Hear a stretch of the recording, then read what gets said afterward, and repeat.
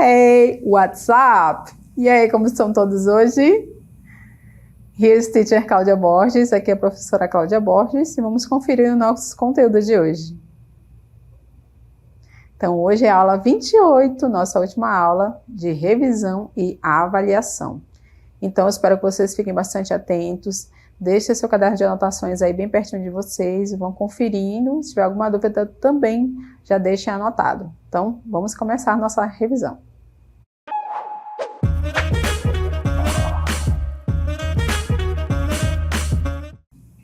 Bem, então vamos começar relembrando um pouquinho de algumas palavras na língua inglesa que nós não contabilizamos, como, por exemplo, a palavra money, né? Tem umas notinhas aqui flutuando ao meu lado, e também a palavra water, que é a palavra água, water. Então, estas duas palavras aqui, né, estes dois exemplos de palavras, são palavras que a gente chama de uncountable nouns, substantivos não contáveis. Então, vamos relembrar o que significam esses substantivos. Então, para a gente relembrar, acompanhe aqui comigo. Então, estes substantivos incontáveis, eles são usados para coisas que nós não podemos contar com os números. Então, objetos minúsculos ou sem definição de forma, líquidos e gases, são classificados como não contáveis. Os substantivos incontáveis, eles não possuem forma no plural. Então, por isso, usamos apenas sua forma no singular. Então, nós temos uma listinha de várias palavras classificadas, né, por tipos que vocês vão observar que são substantivos não contáveis. Vamos dar uma conferida. Então, vamos ver a lista desses uncountable nouns, que são substâncias.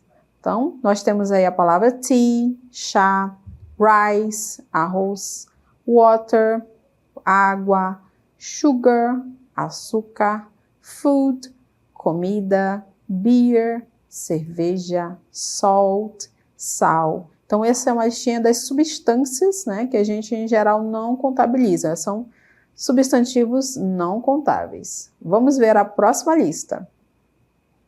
Agora, essa lista apresenta palavras que são relacionadas a sentimentos ou qualidades humanas. Então, nós temos love, amor, anger, raiva, pride, orgulho, patience, paciência, fear, medo. Temos mais outras listinhas aí para vocês anotarem e revisarem também. Então, essa lista agora é de atividades, né? Como sleep, que é dormir, work, trabalhar, drive, dirigir. Na próxima lista, vocês vão ver ideias e nomes abstratos. Então, nós temos aí beauty, beleza, life, vida, death, morte, weather, tempo, boredom, tédio, fun, diversão, safety, segurança, knowledge, conhecimento. Então, esses foram alguns dos substantivos não contáveis. Vamos ver agora alguns substantivos não contáveis que em alguns outros idiomas eles podem ser contáveis. Então, vamos observar aqui.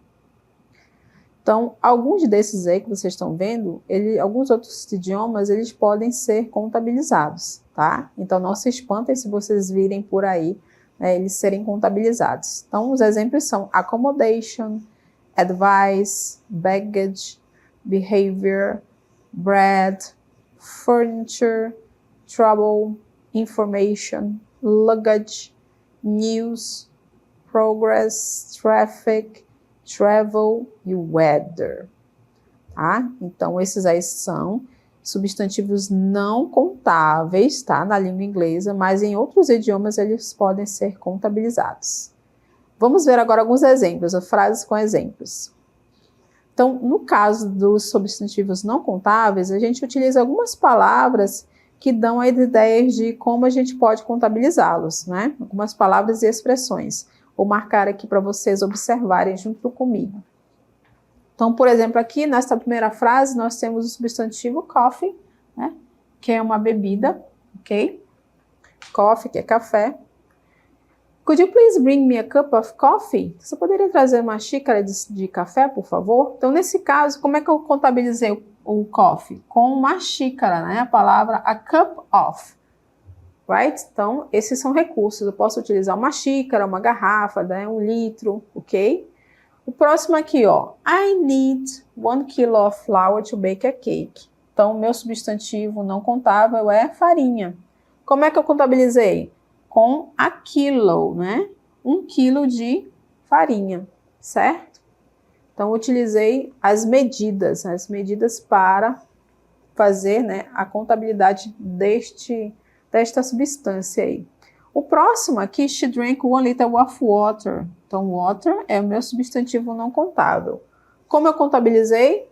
Também utilizando as unidades de medida, que foi 1 litro, né? She drank 1 liter of water after exercising. Ela bebeu, tomou 1 litro de água depois de fazer exercícios. Na última frase, nós temos the recipe calls for a pinch of salt.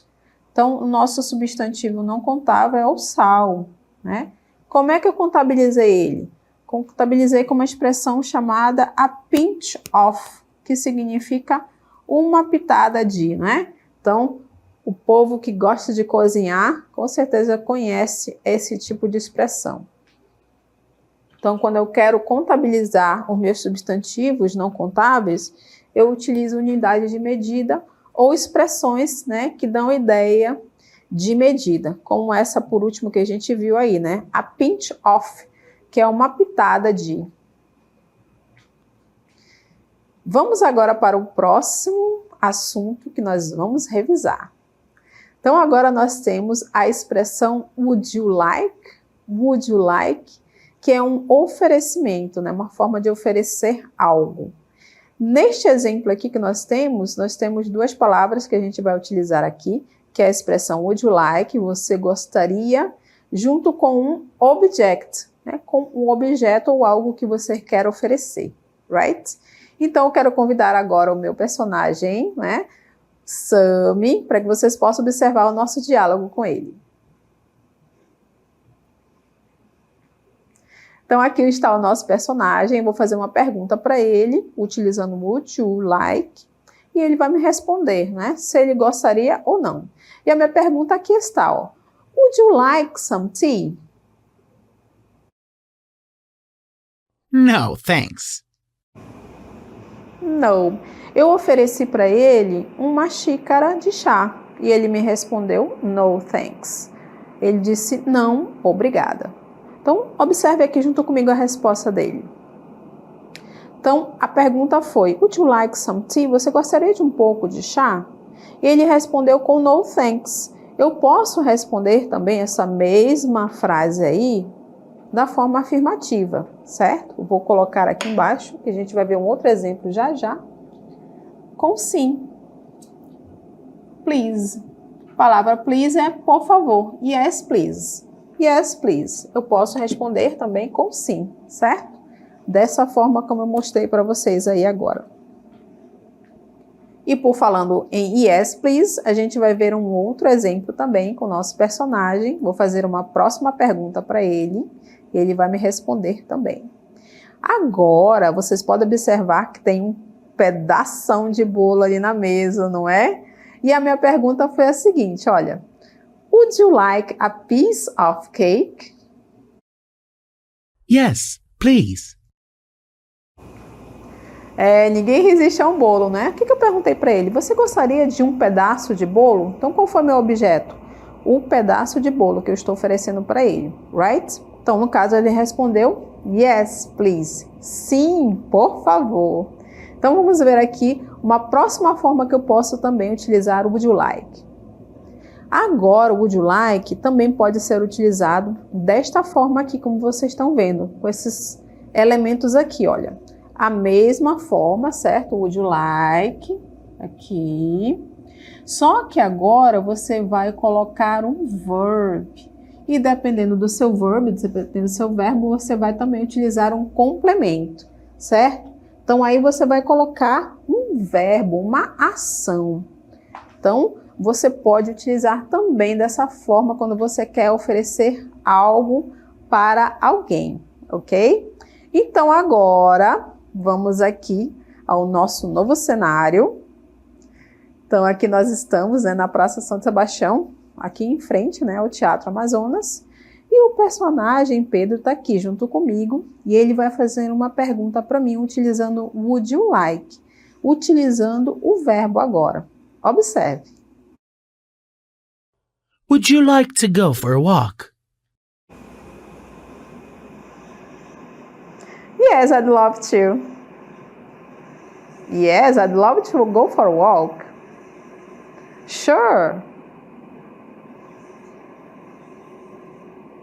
Então, vocês puderam perceber, não é, que ele fez uma pergunta para mim utilizando o verbo. Você gostaria de dar uma volta? To go for a walk. Então, to go é o verbo ir, certo? Então, to go for a walk é dar uma volta, fazer uma caminhada. Então, eu coloquei 3 formas aqui que você pode responder. Yes, please. Yes, I'd love to. Eu gostaria muito. E essa última que eu falei que é sure. Claro, né? Com certeza, sure. Agora vamos ver um pouquinho mais sobre o significado deste would you like. Então, would you like significa você gostaria de, né? E aí você completa com o seu objeto, certo? Ou você aceita, você também coloca o seu objeto ali no caso. Para que ele é usado? Ele é usado para oferecer coisas de uma maneira educada. Seja algo físico, né? Como eu falei, dos objetos, ou sugerir alguma atividade. Então, este é o uso desta expressão would you like, oferecer algo, oferecer coisas, tanto o objeto quanto sugerir alguma atividade, como foi o personagem Pedro me sugerindo dar uma volta ali na praça, right? Bom, então agora nós vamos continuar.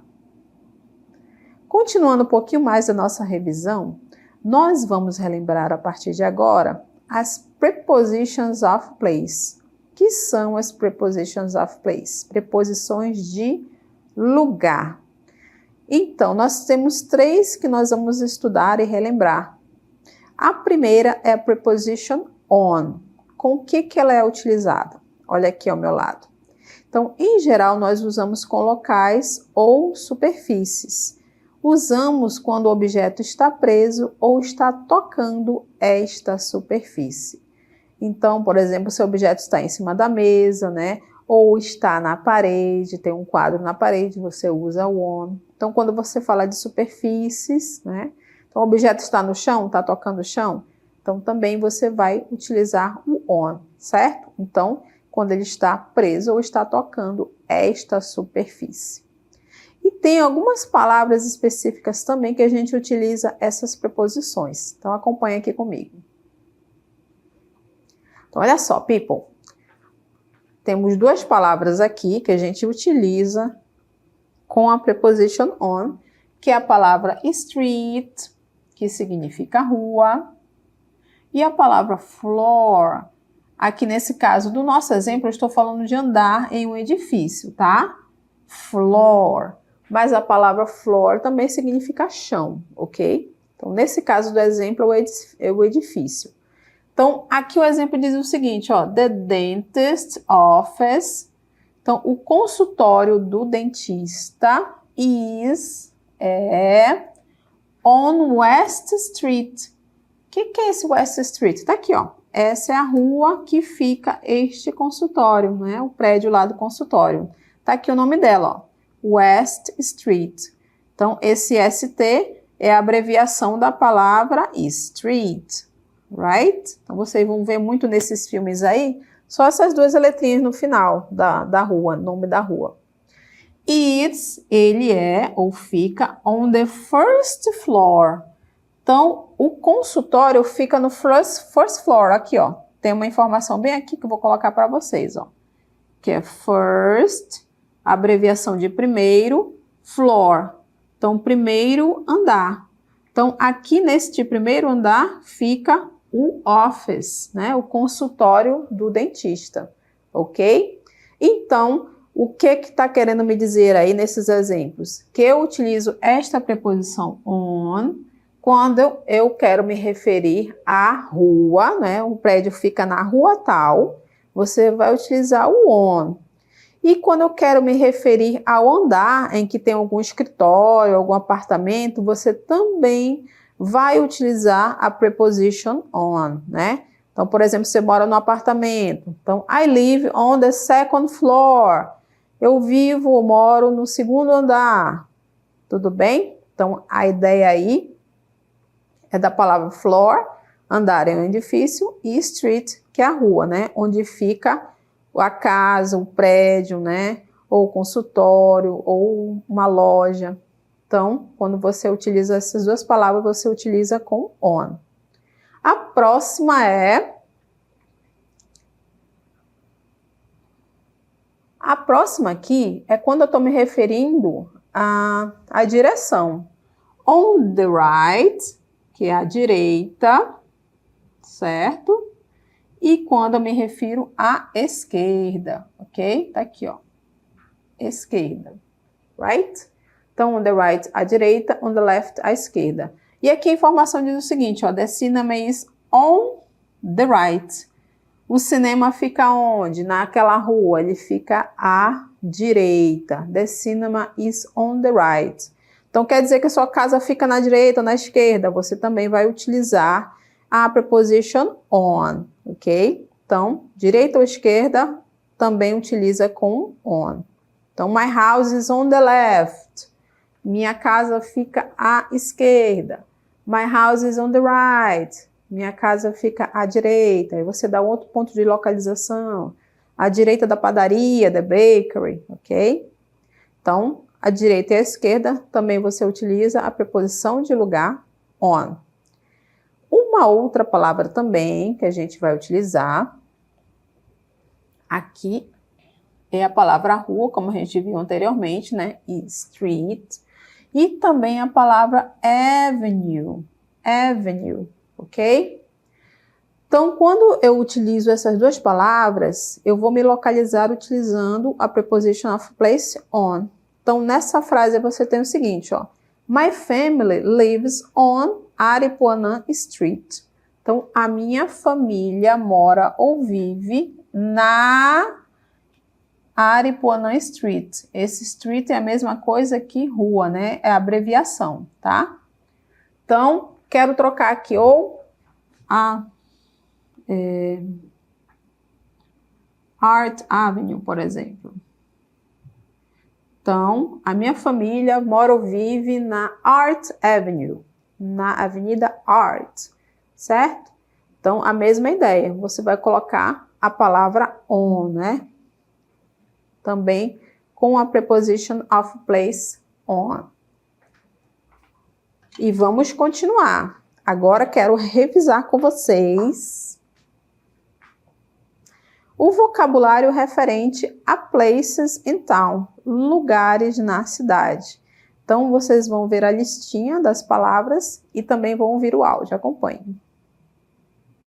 Places in town. Bank, banco. Church, igreja. Cinema, cinema. Gas station, posto de gasolina. Restaurant, restaurante. Places in town. Bank, banco. Church, igreja. Cinema, cinema. Gas station, posto de gasolina. Restaurant, restaurante. Vamos relembrar agora a preposition of place at. Para que ela é utilizada? Em geral, nós usamos com lugares específicos, como este que eu estou aqui, ó. Então, o que significa o at? Em, no ou na. Então, ali na frente está a Louise. Então, a Louise is at the bus stop. A Louise e eu, né? Ela está no bus stop, na parada de ônibus. Mas quando eu me refiro à parada de ônibus, este local, eu vou utilizar a minha preposition of place at. Tudo bem? Então, lembre-se que ela é utilizada com lugares específicos. E vamos ver mais outros exemplos. Então, quando eu utilizo a palavra at, a preposition, quando eu falo de companies and workplaces. O que significa isso? Companies, empresas, e workplaces, locais de trabalho. Ó. I work at a hospital. Eu trabalho, o verbo trabalhar, ok? Então, quando você se refere ao seu local de trabalho, você usa a preposition of place at. I work at a bank, I work at a gas station. Então, sempre com at, tá? Local de trabalho. Quero falar de lojas? Eu vou utilizar o at também, ó. There's a sale at the clothes shop. Tem uma promoção na loja de clothes, né? Na loja de roupas. Olha aqui a sale, que é a promoção. Esta sexta-feira. Então, companies, workplaces, empresas, locais de trabalho e shops, ok? Que são lojas, você usa com at. O que mais que você usa com at? Acompanhe. Você usa com as palavras school, college, university, né? Todas elas se referem a locais de estudo, certo? Aqui no nosso exemplo nós temos they study, eles estudam at Stanford University, na Universidade Stanford. Então, se fosse o nome de escola ali, você ia colocar o at também. Se fosse um college também, você ia colocar, também utilizar o at, ok? Então, usamos como school, college, university. Agora nós vamos acompanhar mais uma parte da listinha da Places in Town. Vamos ouvir e vocês vão acompanhar a lista. Places in town. Hospital. Hospital. Library. Biblioteca. Post office. Correios. School. Escola. Supermarket. Supermercado. Places in town. Hospital. Hospital. Library. Biblioteca. Post office. Correios. School. Escola. Supermarket. Supermercado. E para finalizar as nossas prepositions, vamos relembrar a preposition in. O que ela significa, né? Em geral, nós utilizamos com locais delimitados e fronteiras, né? Dentro de algo. Então, aqui ó, o nosso significado, ó. Dentro, no ou na. O exemplo aqui ao meu lado diz o seguinte, ó. The children are in the car, né? Então, vocês estão vendo as duas cabecinhas ali, né? No final do carro, são as crianças. Onde, em que local elas estão? Elas estão dentro, né? Naquele local delimitado, dentro do carro. Então, o in tá ali, ó. Elas estão dentro do carro, in the car. Vamos ver outras palavras que a gente utiliza com in. A palavra preposition of place in também é utilizada com class, que é a sala de aula. Nesse exemplo aí, a math class é a aula de matemática. We are all in the math class. Nós estamos todos dentro, na sala de matemática, na sala de aula de matemática. Um outro exemplo também que nós temos com a preposition of place in é quando eu falo de specific location, uma localização específica, ou seja, um local específico em uma área maior. Como assim? Então, aqui ele está falando da cafeteria, que é a lanchonete. Em geral, a lanchonete está dentro de um edifício, né? Um lugar. E ela fica dentro de um lugar específico, não é isso? Então, nessa areazinha aqui. Então, quando eu estou referindo a esse tipo de área, você utiliza o in. The visitors are in the cafeteria. Os visitantes estão na cafeteria ou na lanchonete. E finalizando, né, nós temos aí mais um uso da preposition of place in. Quando eu falo de country, país, city, cidade, suburb, bairro, nós utilizamos também a preposition in. The Christ the Redeemer, o Cristo Redentor, né? A praça, que é a palavra square, a praça do Cristo Redentor, is é onde? In Altazes. Por que eu coloquei o in? Porque Altazes é uma city, ok? Então, quando eu falo em cidade, city, country, país, suburb, né, subúrbio ou bairro, nós utilizamos a preposition of place in, porque é uma área específica. Então, eu espero que vocês tenham acompanhado bem a nossa segunda parte da revisão.